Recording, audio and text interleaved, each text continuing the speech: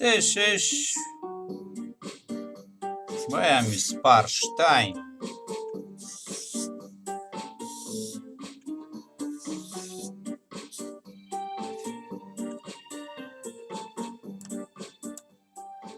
נו יופי, זה כדור הארץ, זה ירח, יש מרחק ביניהם שאני מסמן דרך אתר 380,000 קילומטר.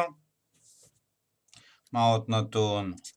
מסה של כדור הארץ פי 81 יותר גדולה ממסה של ירח, אז נגיד בנקודה הזאת כוחות האלה שווים, אוקיי, F1, F2.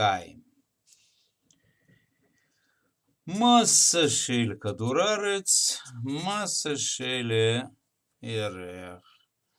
זהו. מה אנחנו צריכים למצוא? באיזה מרחק מפני כדור הארץ כוחות האלה יהיו שווים. אז אני מסמן דרך אות X, מרחק ממרכז כדור הארץ עד הנקודה הזאת. זה X. אין ספק שזה נקודה הזאת מכאן עד כאן, ממרכז הירח עד הנקודה של שיווי משקל, זה יהיה R פחות X.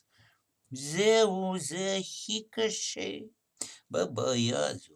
F1 שווה F2, אז מה אני אעשה? G, מסה של כדור הארץ כפול מסה של הגוף, חלקי X בריבוע, שווה G, מסה של הירח שגם כן מושך את הגוף, חלקי R פחות X בריבוע.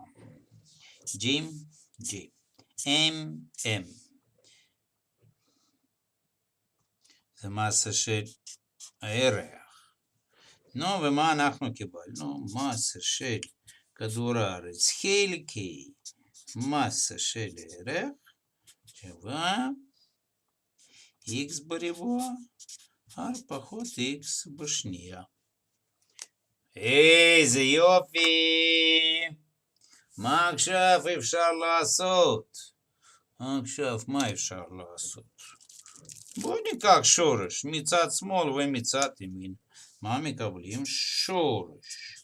מסה של כדור הארץ חלקי מסה של הירח שווה X, R פחות X. אבל זה 81, שורש מ-81 זה 9.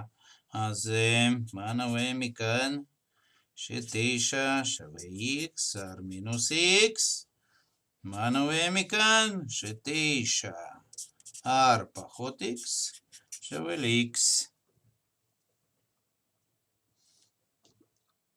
כן, בטח.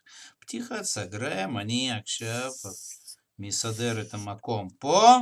מה יוצא? 9 מינוס 9x שווה x. מה זאת אומרת? ש9 שווה 10x. זאת אומרת x שווה 9 עשיריות של r. פה שער 380,000 קילומטר. זהו.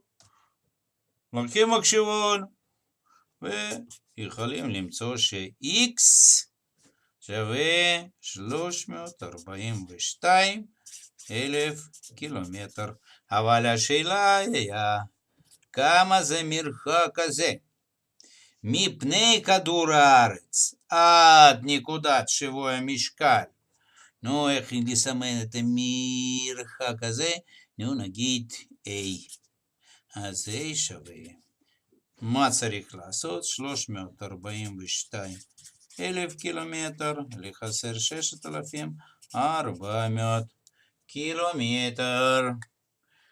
כדי שלקבל תשובה סופית, אנחנו צריכים לקחת מחשבון ולעשות חיסור. מקבלים 335,600 קילומטר מפני כדור הארץ. זה היה בעיה מספר 2. סיימתי. עוד מעט אני אעבור לבעיה מספר 3.